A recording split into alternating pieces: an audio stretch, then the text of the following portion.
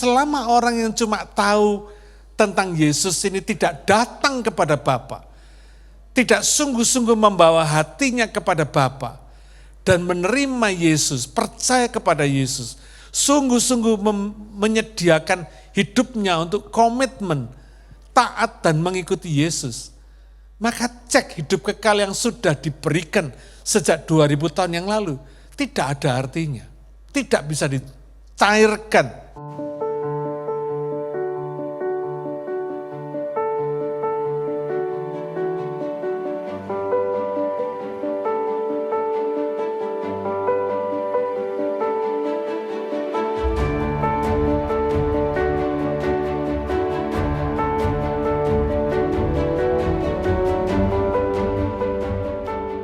Good morning, selamat pagi Bapak Ibu Saudara jemaat yang dikasihi oleh Tuhan. Saya juga ingin menyapa semua jemaat global kita di seluruh dunia, para YouTube subscribers yang hari ini sudah lebih dari 3.000 orang, yang selalu setia mengikuti channel kebaktian kami dimanapun saudara berada. Saya percaya Natal tahun ini adalah membawa berkat yang khusus buat kita semua, amin. Siapa yang percaya ada satu berkat khusus yang Tuhan sediakan dalam hidup kita di Natal tahun ini, amin. Khotbah saya hari ini berjudul Natal adalah kabar sukacita. Christmas adalah good news, kabar baik. Semua orang tahu bahwa Natal itu peringatan hari kelahiran Tuhan Yesus, ya, yang lahir 2000 tahun yang lalu di Bethlehem. Tapi tahun ini atau dunia pada umumnya, Natal itu disemarakkan oleh usaha, oleh satu kegiatan yang seringkali tidak ada hubungannya sama sekali dengan Natal yang sesungguhnya. Dunia hari-hari ini menyambut Natal dengan pesta, makan-makan, baju baru, pohon Natal, lagu Natal, dan terutama yang ditunggu oleh orang setiap tahun, sale. Sale di toko-toko, di shopping center. Saudara, Natal yang sesungguhnya itu bukan pernik-pernik yang seperti itu. Bukan pernik-pernik jasmani. Karena esensi Natal adalah satu pesan rohani. Satu berita, kabar baik, kabar sukacita dari Allah di sorga. Nah, hari ini kita akan bahas apa berita atau pesan Natal yang sesungguhnya. Dan untuk siapa kabar baik atau sukacita itu ditujukan. Ya. Mari kita baca ayat yang sama dari yang minggu lalu kita sudah baca. Lukas 2 ayat 8 sampai 11. Di daerah itu ada gembala-gembala yang tinggal di padang menjaga kawanan ternak mereka pada waktu malam. Tiba-tiba berdirilah seorang malaikat Tuhan di dekat mereka dan kemuliaan Tuhan bersinar meliputi mereka. Dan mereka sangat ketakutan. Lalu kata malaikat itu kepada mereka, "Jangan takut. Sebab sesungguhnya aku memberitakan kepadamu kesukaan besar untuk seluruh bangsa. Hari ini telah lahir bagimu juru selamat, yaitu Kristus Tuhan di kota Daud." Yang pertama, saudara, Natal adalah berita sukacita, berita keselamatan. Ketika Adam dan Hawa jatuh ke dalam dosa, mereka kehilangan sukacita dan hidup kekal ini. Sukacita dan hidup kekal yang diberikan Allah kepada mereka waktu penciptaan mereka di Taman Eden. Akibatnya seluruh keturunan manusia, keturunan Adam dan Hawa mengalami nasib yang sama. Kalau Adam dan Hawa pada waktu itu diciptakan sesuai dengan gambar dan rupa Tuhan, tapi manusia keturunan Adam dan Hawa yang sudah jatuh dalam dosa ini diciptakan seperti rupa dan gambar Adam yang berdosa. Mari kita baca Kejadian pasal 5. Ayat 1 sampai dengan 3. Inilah daftar keturunan Adam. Pada waktu manusia itu diciptakan oleh Allah, dibuatnyalah dia menurut rupa Allah. NIV mengatakan he made them in the likeness of God. Laki-laki dan perempuan diciptakannya mereka. Ia memberkati mereka dan memberikan nama manusia kepada mereka. Pada waktu mereka diciptakan, setelah Adam hidup 130 tahun, artinya Adam hidup dalam dosa, sudah jatuh dalam dosa, ia memperanakan seorang laki-laki menurut rupa dan gambarnya. Perhatikan, Alkitab itu begitu teliti, saudara. Ia memperanakan seorang laki-laki menurut rupa dan gambarnya, lalu memberi nama Set kepadanya. NIV mengatakan, he had a son in his own likeness, in his own image. Saudara, kelihatan bedanya ya. Yang pertama, Adam dan Hawa itu diciptakan seperti gambar dan rupa Allah. Yang kedua, keturunan Adam, mulai dari Set ini, diciptakan sesuai dengan gambar dan rupa Adam sendiri. Alkitab itu begitu teliti, saudara, di dalam menuliskannya. Nah, kita ngerti kenapa sekarang bahwa keturunan manusia keturunan Adam ini juga berdosa. Ada banyak orang berkata, lu yang berdosa Adam kok gua disalahin, gitu ya. Nah, banyak orang tidak bisa menerima bahwa kita keturunan Adam ini kena akibat, kena efek sampingnya dari jatuhnya Adam dan Hawa ke dalam dosa. Alkitab menjelaskannya. Ini yang biasa dikenal dengan dosa keturunan. Ya. Orang Katolik mengenalnya dengan dosa asal, dosa keturunan. Karena itu, saudara, kalau manusia keturunan Adam yang sudah berdosa ini berubah menjadi seperti gambar dan rupa Adam yang berdosa, lalu apakah mereka tidak diciptakan sesuai dengan gambar dan rupa Allah? Gambar dan rupa Allah masih ada di dalam diri mereka, tapi rusak karena dosa ini. Ya. Rusak karena dosa ini. Orang berdosa itu diciptakan dari sesuai dengan rupa dan gambar Allah, tapi rusak karena dosa.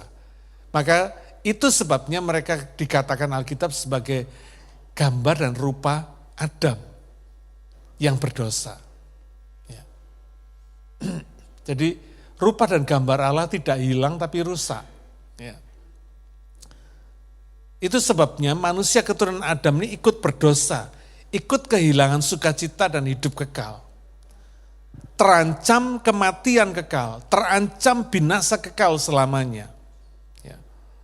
Ini bicara tentang binasa rohani, bukan cuma binasa jasmani, bukan cuma mati jasmani, tapi mati di dalam roh dan jiwanya.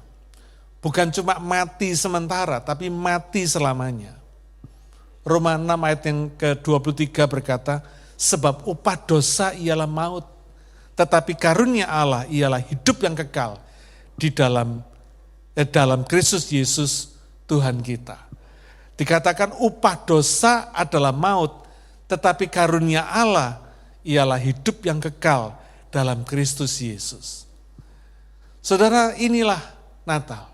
Inilah berita Natal yang sesungguhnya, yaitu berita sukacita. Bukan cuma sekedar sukacita biasa, tapi sukacita besar, the great joy. Karena malam itu, dikatakan ayat 11, telah lahir Juru Selamat, yaitu Kristus Tuhan di kota Daud. Sebagai Juru Selamat, kita tahu artinya, Yesus menyelamatkan manusia dari mati kekal ini, dari binasa selamanya ini.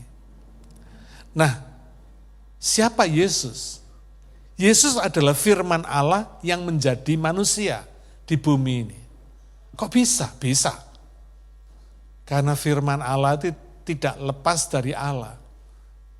Firman Allah adalah Allah.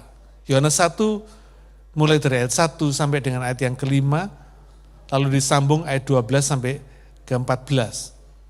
Pada mulanya adalah firman. Firman itu bersama-sama dengan Allah dan firman itu adalah Allah. Ia pada mulanya bersama-sama dengan Allah. Segala sesuatu dijadikan oleh Dia, dan tanpa Dia tidak ada sesuatu pun yang telah jadi dari segala yang telah dijadikan. Dalam Dia ada hidup, dan hidup itu adalah terang manusia. Terang itu bercahaya di dalam kegelapan, dan kegelapan itu tidak menguasainya. Kita lompat ke ayat 12. Tetapi semua orang yang menerimanya diberinya kuasa supaya menjadi anak-anak Allah, yaitu mereka yang percaya dalam namanya. Orang-orang yang diperanakan bukan dari darah atau dari daging, bukan pula secara jasmani oleh keinginan seorang laki-laki, melainkan dari Allah. Firman itu telah menjadi manusia dan diam di antara kita. Dan kita telah melihat kemuliaannya, yaitu kemuliaan yang diberikan kepadanya sebagai anak tunggal Bapa, penuh kasih karunia dan kebenaran. Saudara, Alkitab itu dengan teliti dan dengan jelas sekali menggambarkan bahwa yang disebut Allah jadi manusia, itu bukan Bapa yang jadi manusia, tapi firman yang jadi manusia. Firman-Nya Allah. Dan firman Allah tidak bisa lepas dari Allah. Makanya dikatakan di Yohanes 1 ini, firman itu bersama-sama dengan Allah dan firman itu adalah Allah. Jadi kalau sudah ditanya sama orang, yang jadi manusia itu bukan Bapa, bukan Allah Bapa, tapi firman-Nya Bapa yang jadi manusia. Kenapa bisa? Bisa, karena Allah itu Maha Kuasa. Amin. Firman-Nya jadi manusia. Dan firman ini juga yang ditentukan sejak dari semula, Efesus 1 ayat 4. Di dalam firman ini, Tuhan menetapkan keselamatan itu.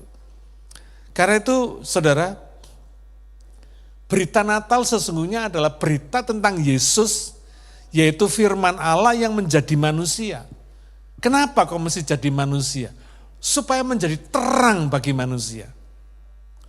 Di tengah-tengah kegelapan dunia, di tengah-tengah kegelapan dosa ini, terang Allah, yaitu firman itu, jadi manusia, menjadi terang manusia dikatakan. Dengan jelas sekali menjadi terang manusia. Sehingga kegelapan dosa dan kematian tidak lagi menguasai orang yang percaya dan menerima Yesus di dalam hatinya. Kenapa? Karena telah dijadikan anak-anak Allah. Ini prinsipnya, saudara. Jadi kita mesti ngerti bahwa bukan cuma teori. Ya. Natal itu bukan cuma dongeng. Keselamatan di dalam Yesus itu bukan cuma mitos. Bukan. Ya. Kalau saudara punya cek di tangan saudara, dengan nilai dan tanda tangan yang sah dari pemberi cek itu. Cek itu akan tetap jadi cek di tangan saudara sebelum saudara datang ke bank dan mencairkan nilainya, betul enggak? Cek itu tidak akan pernah berarti apa-apa selama dia cuma jadi kertas di tangan saudara. Cek itu baru ada nilainya ketika saudara datang ke bank dan menguangkannya, mencairkannya. Saudara tukar kertas cek tadi itu dengan uang yang saudara bisa dapat dari bank. Itu baru punya nilai. Itu baru bisa dinikmati nilai ceknya. Kalau enggak saudara cuma lihat nilainya aja. $1 juta, tapi cuma tertulis di dalam kertas ceknya. Tapi saudara belum bisa menguangkannya. Selama saudara tidak datang ke bank dan mencairkannya. Nah demikian juga Yesus yang lahir di Bethlehem 2000 tahun yang lalu ini seperti cek, ya, seperti cek dalam kehidupan kekal. Semua orang tahu cek ini, semua orang bisa punya cek ini dari pengetahuannya bahwa Yesus itu juru selamat, Yesus itu Tuhan. Tapi selama orang yang cuma tahu tentang Yesus ini tidak datang kepada Bapa, tidak sungguh-sungguh membawa hatinya kepada Bapa, dan menerima Yesus, percaya kepada Yesus, sungguh-sungguh menyediakan hidupnya untuk komitmen, taat dan mengikuti Yesus, maka cek hidup kekal yang sudah diberikan sejak 2000 tahun yang lalu, tidak ada artinya, tidak bisa dicairkan, quote and quote. Nggak ada efeknya apa-apa. Biar saudara memperingati Natal puluhan tahun sekalipun, selama hati kita tidak diserahkan kepada Tuhan, selama hidup kita tidak diberikan kepada Tuhan, untuk taat kepada Tuhan, maka pengetahuan kita tentang Yesus yang lahir 2000 tahun yang lalu itu cuma sekedar peringatan, cuma sekedar celebration. Karena itu ketika Yesus lahir di Bethlehem 2000 tahun yang lalu itu belum punya efek apa-apa terhadap manusia yang berdosa ini. Selama manusia berdosa ini tidak datang kepada Tuhan, tidak menyerahkan hidupnya kepada Tuhan, tidak sungguh-sungguh percaya kepada Tuhan, dan tidak sungguh-sungguh bersedia taat kepada Tuhan, tidak ada efeknya. Hanya ketika Yesus lahir di hati saudara, ketika saudara membuka hati dan saudara berkata kepada Tuhan, Yesus lahirlah di hatiku, aku menyerahkan hidupku kepadamu. Aku percaya dan menerima Engkau sebagai Tuhan dan Juru Selamatku pribadi. Ketika Yesus lahir di hati kita, disitulah kuasa keselamatan, kuasa sukacita itu terjadi dalam kehidupan kita. Makanya saudara jangan heran kalau ada banyak orang Kristen, sudah puluhan tahun ke gereja, puluhan tahun memperingati Natal, tapi tetap tidak punya sukacita. Tetap gak punya kepastian keselamatan dalam hidupnya. Kalau ditanya, kamu yakin gak kalau kamu masuk surga? Wah, aduh Pak, gak berani ngomong yakin. Kenapa? Sebetulnya itu jawaban, tanda, bukti bahwa hatinya belum diserahkan kepada Tuhan. Saudara, orang yang diselamatkan itu tahu dirinya diselamatkan. Ngerti. Karena Yesus lahir di dalam hatinya. Selama Yesus tidak lahir di dalam hatinya, biar dia ke gereja dengar khotbah sehari 10 kali pun tidak akan ada efek apa-apa. Tapi ketika hati ini dibuka, ketika hati ini dilekatkan kepada Tuhan, ketika hati ini diserahkan kepada Tuhan, dan dia berkata, Tuhan ini anakmu, aku datang kepadamu Tuhan. Selamatkan aku. Saya percaya, ketika Yesus itu lahir di hati saudara, sukacita yang dibawa oleh Yesus itu mengalir dalam kehidupan saudara. Sukacita yang tidak tergantung dengan apapun yang terjadi dalam hidup saudara. Saudara akan penuh sukacita. Amin. Saudara akan merasakan sukacita itu. Saudara kadang tidak ngerti, saudara nggak tahu kenapa aku bisa bersukacita seperti ini. Saudara nggak ngerti. Karena memang sukacita yang dibawa Yesus itu tidak tergantung dari apapun yang terjadi dalam hidup kita. Dia betul-betul sukacita sorga yang diberikan secara pribadi. Makanya dikatakan karunia Allah datang bersama Yesus Kristus Tuhan. Luar biasa, saudara. Sukacita itu tidak bisa dibeli dengan apapun juga. Mengalir karena ada Yesus di dalam hati kita. Amin. Siapa yang merasakan sukacita ini? Oh, praise God. Praise God. Saudara yang sudah ngalami, sudah diselamatkan, saudara pasti ngerti apa yang saya maksudkan. Karena saudara sudah merasakannya.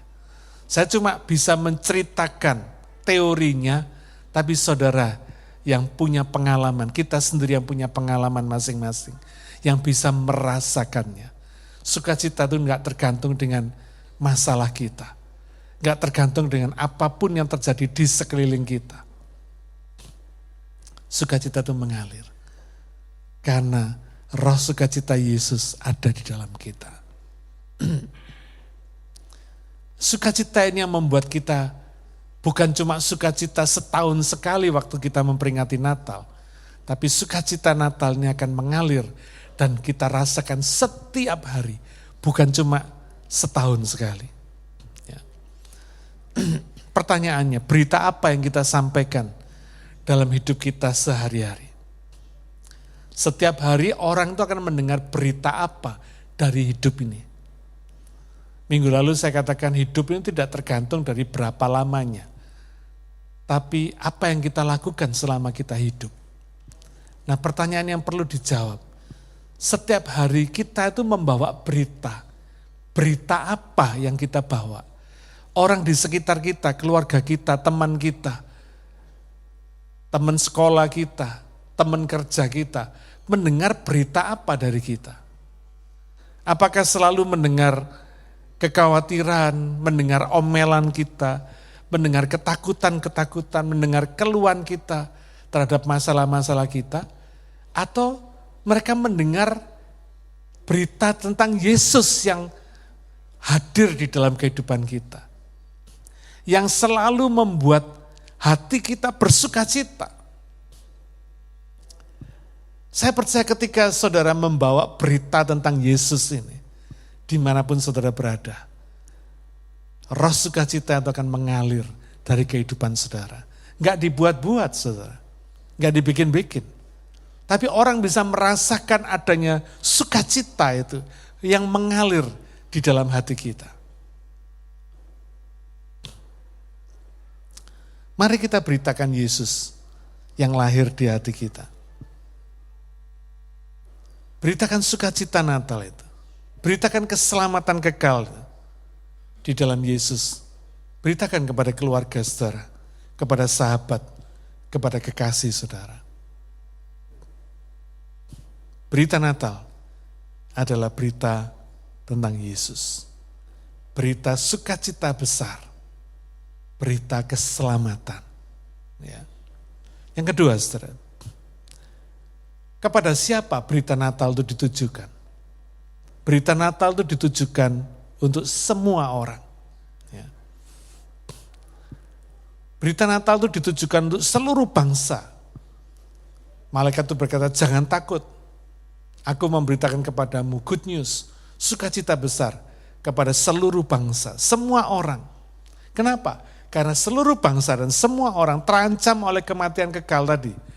Kematian kekal akibat dosa tadi. Orang-orang yang terbeban berat oleh masalah-masalah yang menekan dan mengintimidasi kehidupannya.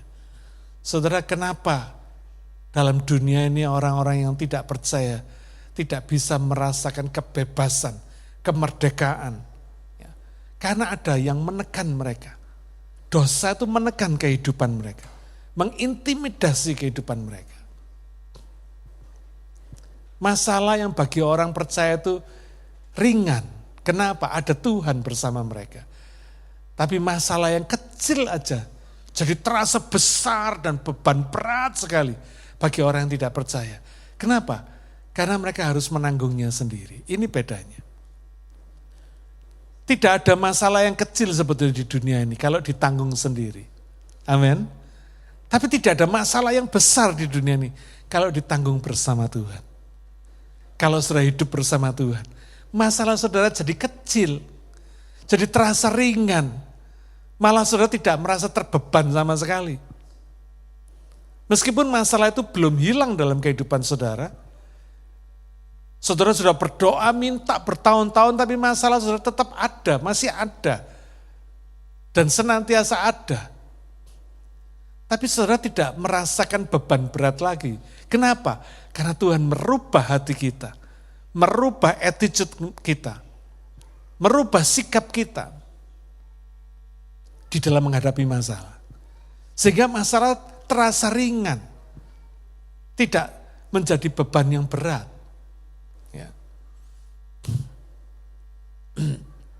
Orang-orang ini Orang-orang yang tidak merasakan sukacita Natal yang sesungguhnya ini terbelenggu oleh ketakutan, kekhawatiran, ya, terbelenggu oleh penyakit, ekonomi, terbelenggu dengan ketakutan akan masa depan yang tidak jelas, dan sebagainya. Kalau sudah perhatikan, akhir-akhir tahun ini, banyak berita yang mengatakan tahun 2023 nanti bakalnya gelap, katanya. Gelap gulita, pekat, katanya. Karena semua dunia akan merasakan resesi yang maha dahsyat. Ada disaster-disaster yang tidak pernah terpikirkan dan belum pernah terjadi sebelumnya. Orang-orang seperti ini sudah ketakutan, saudara. Ya. Nah, yang menarik kalau saudara perhatikan, berita sukacita, berita keselamatan yang dibawa oleh malaikat ketika Yesus lahir di Bethlehem 2000 tahun yang lalu, berita ini berita dahsyat, selayaknya diberitakan kepada raja-raja di istana, atau mungkin pengusaha-pengusaha yang kaya raya di rumah-rumah mewah, karena mereka lah orang-orang yang bisa memberitakan kedahsyatan ini, punya power, punya kuasa, punya kesempatan yang paling besar untuk memberitakan berita yang dahsyat ini. Tapi faktanya berita yang dahsyat ini dibawa pertama kali kepada siapa? Para gembala. Bukan raja-raja, bukan pengusaha kaya, bukan konglomerat. Dibawa kepada para gembala. Saudara lihat ya, beritanya dahsyat, dibawa oleh pembawa berita yang dahsyat, yaitu malaikat dan bala tentara sorga. Saya gak bisa bayangkan. Makanya dikatakan para gembala ketika sinar kemuliaan Tuhan yang dibawa oleh para malaikat ini menaungi mereka, mereka sangat ketakutan. Saudara kalau ketemu satu malaikat aja saudara pasti ketakutan. Itu manusiawi. Ini bukan cuma satu yang datang. Bala tentara, saudara. Berapa banyaknya kita nggak tahu. Alkitab nggak menjelaskan. Bayangin ya, pembawa beritanya aja sudah begitu dahsyat, begitu luar biasa. Belum pernah ada dalam sejarah. Tentu beritanya ini lebih dahsyat dari pembawa beritanya. Betul nggak? Ya. Nah yang menarik saudara, berita yang dahsyat ini, dibawa oleh pemberita yang dahsyat ini, disampaikan kepada para gembala. Siapa mereka? Orang-orang yang sederhana. Dikatakan Alkitab mereka tinggalnya di padang. Mungkin kalau sekarang gitu dikatakan homeless, enggak punya rumah. Mungkin ya, Alkitab enggak menjelaskan. Mereka tinggal di padang. Tapi mereka ini setia. Apa? Menjaga kawanan ternaknya. Mungkin ternaknya bukan ternak mereka sendiri. Mungkin mereka juga gembala-gembala upahan yang dibayar untuk menjaga ternaknya. Tapi mereka setia, bertanggung jawab terhadap apa yang menjadi tugasnya. Meskipun mereka mungkin tidak berpendidikan tinggi, tidak punya kemampuan atau kuasa apapun, tapi kesetiaan mereka rupanya menarik hati Tuhan. Sehingga berita yang dahsyat ini, berita Natal yang super duper heboh ini mestinya disampaikan kepada orang-orang gembala seperti mereka. Ya.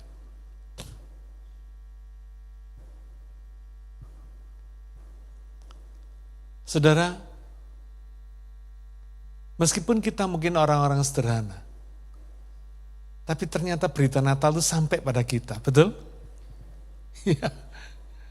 Kita bukan raja, kita bukan pengusaha konglomerat, enggak. Orang-orang sederhana. Tapi ternyata berita Natal itu dibawakan sampai kepada kita, sehingga hari ini kita boleh percaya. Sehingga hari ini kita boleh menerima Yesus sebagai Tuhan dan Juru Selamat kita. Bukankah ini sebuah karunia? Sebuah pemberian Allah yang luar biasa. Ya.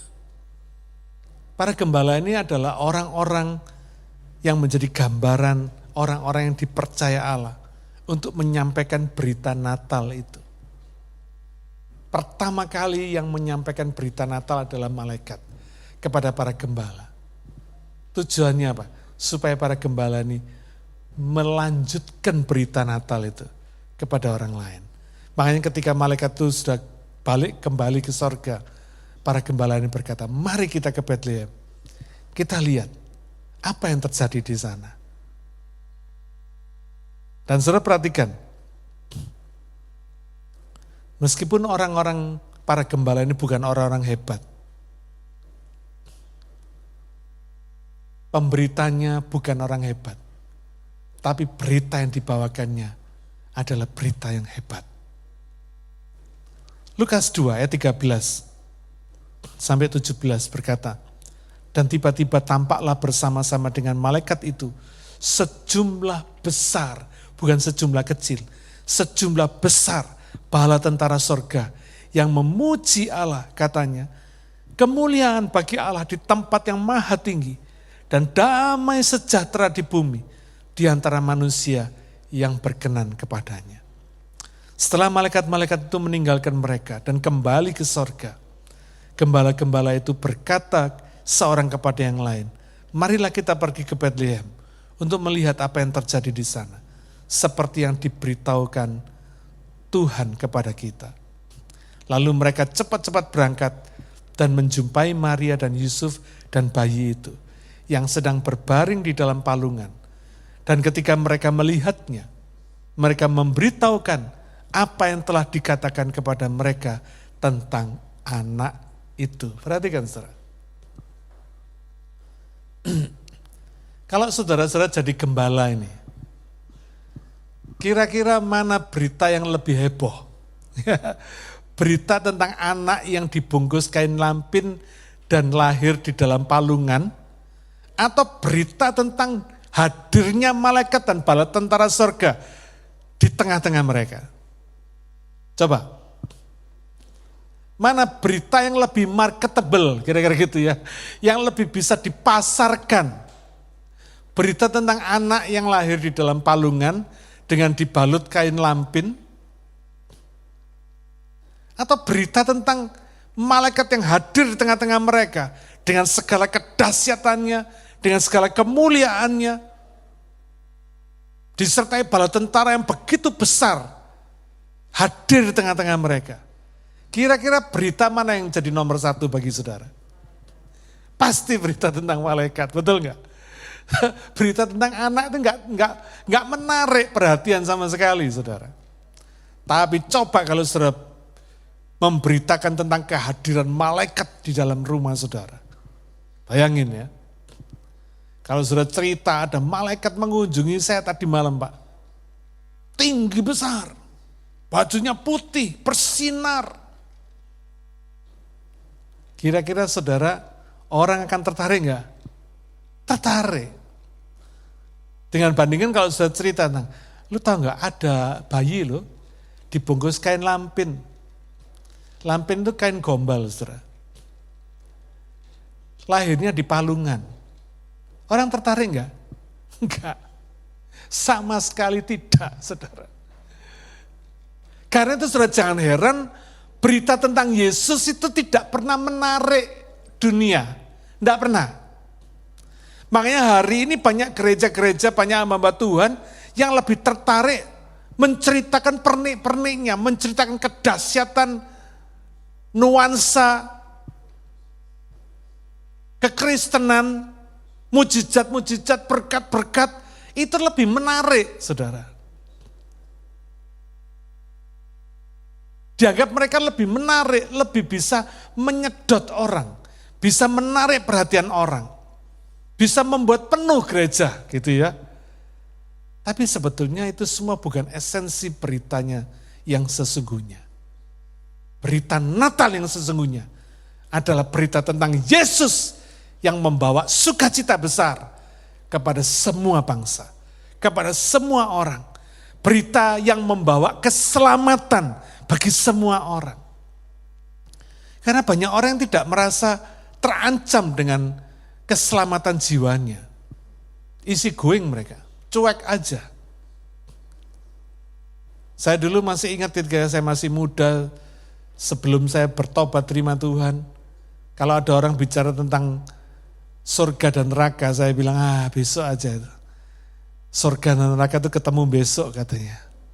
Tidak ada yang tertarik. Banyak orang yang tidak pernah tahu dan tidak pernah merasa bahwa dirinya terancam kematian kekal. Tapi kenapa berita yang begitu dahsyat disampaikan kepada gembala-gembala yang sederhana? Orang-orang yang biasa-biasa. Tuhan tidak butuh pemberita yang hebat.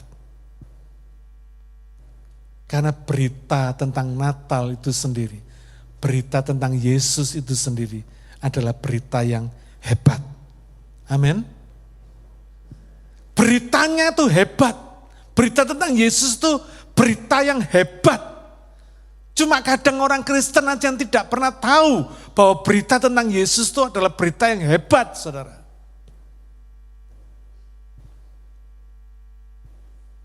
Apalagi kalau diberitakan kepada orang-orang Kristen yang cuma Kristen-Kristen KTP, tidak tertarik mereka. Dia bilang, gua sudah tahu, gua lahir Kristen, keluarga gua Kristen, semua gua udah tahu yang begitu. Saudara, beda loh kadang-kadang dengan orang yang non-Kristen. Mereka menyambut berita tentang Yesus itu sama, wow. Mereka belum pernah tahu, belum pernah dengar. Karena itu perlu saudara dan saya yang memberitakan berita Yesus ini kepada mereka.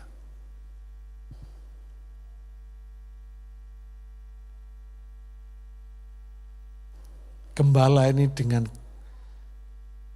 fokusnya, ngerti fokusnya. Orang-orang sederhana ini tahu fokusnya. Bahwa beritanya pasti lebih dahsyat daripada pembawa beritanya yang sudah dahsyat tadi. Pembawa beritanya aja dahsyat seperti itu. Malaikat-malaikat dan bala tentara surga. Apalagi yang diberitakan. Nangkep gak saudara? Kita mesti yakin bahwa berita tentang Yesus itu adalah berita yang dahsyat. Yang bisa menggoncang dunia. Bukan cuma menggoncang tapi menyelamatkan orang-orang berdosa. Karena itu mari kita siapkan hati kita. Supaya kita rajin dan berani memberitakan Yesus ini. Kepada semua orang yang dipercayakan Tuhan kepada saudara. Semua orang yang dikirim Tuhan dalam hidup saudara. Mungkin mereka itu anak saudara, keluarga saudara sendiri yang belum pernah selama ini, yang saudara sungkan untuk ngomong tentang Yesus kepada mereka. Karena mungkin menganggap anak saudara sudah besar, sudah dewasa, sudah bisa mandiri, sudah tahu dan sebagainya. Saudara jangan pernah ragu, jangan pernah malas. Jangan pernah takut memberitakan berita tentang Yesus ini kepada mereka. Karena berita tentang Yesus ini dahsyat. Percayalah, kalau 2000 tahun yang lalu, berita tentang Yesus ini dihadiri oleh para malaikat. Apa saudara tidak pernah berpikir ketika saudara memberitakan berita tentang Yesus ini, malaikat pun juga hadir di tengah-tengah saudara. Amin. Oh, saya percaya. Karena itu saya tidak pernah ragu dan tidak pernah bimbang. Kepada siapapun juga, kepada orang penting sekalipun, jenderal sekalipun, menteri, presiden sekalipun, saya nggak peduli. Saya beritakan firman. Saya beritakan berita tentang Yesus. Karena saya percaya ketika kita memberitakan Yesus, Raja Sorga itu, para malaikat sorga hadir di tengah-tengah kita. Saya percaya. Bukan karena saudara dan saya hebat, bukan. Tapi yang saudara beritakan adalah Raja Sorga, saudara. Wow, gak main-main, saudara. Tidak peduli apa tanggapan orang terhadap pemberitaan saudara. Tapi saya percaya ketika Raja Sorga itu diberitakan, maka para malaikat di sorga itu pun juga akan hadir menyertai pemberitaan saudara. Meneguhkan pemberitaan saudara. Karena itu tidak heran ketika saudara memberitakan Injil. Ketika saudara menyampaikan berita tentang Yesus ini. Banyak mujizat terjadi, saudara. Tidak heran. Kenapa? Karena ketika Raja Sorga itu diberitakan, maka pasti ada intervensi sorga di tengah-tengah pemberitaan saudara. Saya yakin itu. Roh Kudus yang bekerja, para malaikat akan meneguhkan, dan kehadiran intervensi sorga ini bisa membuat segala sesuatu yang mustahil terjadi. Itu sebabnya saya selalu bangga kalau cerita tentang Yesus. Saya nggak peduli mereka itu siapa. Pokoknya orang yang dipercayakan Tuhan dalam hidup saya, yang dibawa Tuhan hadir dalam kehidupan saya, tak cerita nih tentang Yesus. Tak beritakan tentang Yesus. Mereka boleh saja di muka saya menolak, tapi mereka tidak bisa tahan terhadap berita tentang sorga ini. Berita manusia berdosa yang butuh keselamatan. Berita manusia yang kehilangan sukacita, yang tidak punya sukacita, yang butuh sukacita sorga. Ini tidak bisa terhalang. Sampaikan. Tugas kita cuma memberitakan, kayak gembala ini. Dia memberitahukan Maria dan Yusuf tentang anak itu. Jangan berita tentang saudara.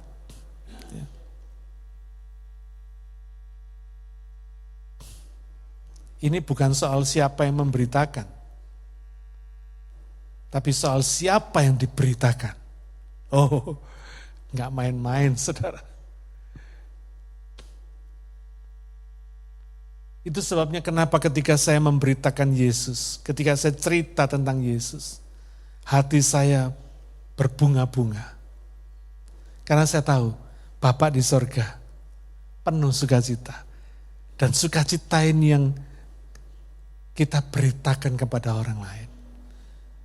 Sampai mereka merasakannya.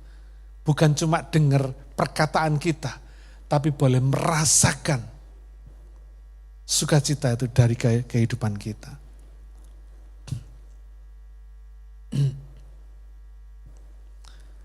Mengapa banyak orang Kristen tidak berani atau kurang memberitakan tentang Yesus? Kenapa? Karena lupa, fokusnya bukan pada siapa yang diberitakan, yaitu Yesus. Tapi fokusnya kepada siapa yang memberitakan, yaitu apa? Diri kita sendiri. Saudara kalau saudara beritakan tentang Yesus, ada enggak berita tentang kelemahannya Yesus? Tidak ada. Beritanya selalu heboh, selalu dahsyat. Sampai orang bilang, wow, masa sih? Ternyata begitu ya Yesus tuh ya. Wow. Tapi kalau saudara fokusnya keliru, bukan siapa yang diberitakan, tapi siapa yang memberitakan, yaitu diri kita sendiri. Makanya saudara minder, karena saudara lihat kelemahan-kelemahan kita sendiri, kekurangan, ketidaksempurnaan kita, banyak yang tidak beres dalam kehidupan kita. Nah, ini yang menyebabkan banyak orang Kristen tidak berani menyampaikan berita Yesus ini. Karena apa? Karena merasa dirinya sendiri masih belum baik. Merasa dirinya masih belum layak untuk memberitakan tentang Yesus. Ingat saudara, lihat para gembala ini. Mereka orang-orang sederhana. Mereka juga orang berdosa, amin. Sama kayak kita. Tapi dipercaya Tuhan untuk menyampaikan berita Natal ini. Berita dahsyat ini. Pertama kali di bumi ini. Hebat ya Tuhan itu. Karena Tuhan itu sudah dahsyat. Enggak butuh orang-orang dahsyat. Amin. Tuhan itu sudah hebat, saudara. Nggak butuh orang hebat. Orang yang sederhana pun bisa dipakai Tuhan. Sebab berita tentang Yesus itulah yang dahsyat. Amin. Mari kita komitmen. Banyak orang Kristen tidak berani komitmen. Ini kelemahannya. Tidak berani komitmen untuk menyerahkan hidupnya kepada Tuhan. Takutnya nanti kalau saya tidak bisa ya Bapak. Nanti kalau saya jatuh dalam dosa lagi ya Bapak. Saudara, itu gak usah dipikirin. Komitmen dulu. Kalau saudara mau komitmen sama Tuhan, yang gak berani, bagaimana saudara mau komitmen sama gereja Tuhan? Sama tubuh Kristus, gak bisa. Komitmen ini yang menjadi pintu gerbang dari lahirnya Yesus di hati saudara. Amin. Mari kita berdoa. Bapa Surgawi, segala kemuliaan hanya bagimu. Bagi Yesus Sang Raja Sorga, yang sudah memberikan hidupnya lahir buat kami semua. Yang membuat hidup kami menjadi anak-anak Allah. Karena kami meresponi kelahiran Yesus. Karena kami mengundang Yesus lahir dalam hati kami. Kami mengucap syukur kepadamu Tuhan. Karena Engkau mau lahir di hati kami semua. Orang-orang sederhana, orang-orang berdosa, orang-orang yang tidak punya apa-apa, tidak punya kemampuan, tidak punya kehebatan, tidak punya kuasa apapun juga. Tapi Engkau mau lahir di dalam hati kami semua. Engkau sudah mau menyelamatkan kami. Menyampaikan karunia Allah, sukacita dan keselamatan kekal di dalam hidup kami. Kami mau bersyukur kepadamu Tuhan. Kami tidak bisa membalas apapun juga kasih-Mu dalam kehidupan kami. Yang kami bisa hanya memberikan komitmen kami kepadamu. Komitmen untuk menyerahkan hidup kami kepadamu. Komitmen untuk melekatkan hati kami kepada hati-Mu Tuhan.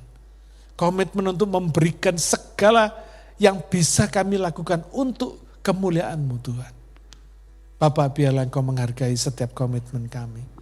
Termasuk komitmen berbakti kepadamu. Komitmen melayani-Mu. Komitmen yang berkorban untuk pekerjaan-Mu. Komitmen untuk segala sesuatu yang bisa kami lakukan. Memberitakan keselamatan dan sukacita di dalam Yesus.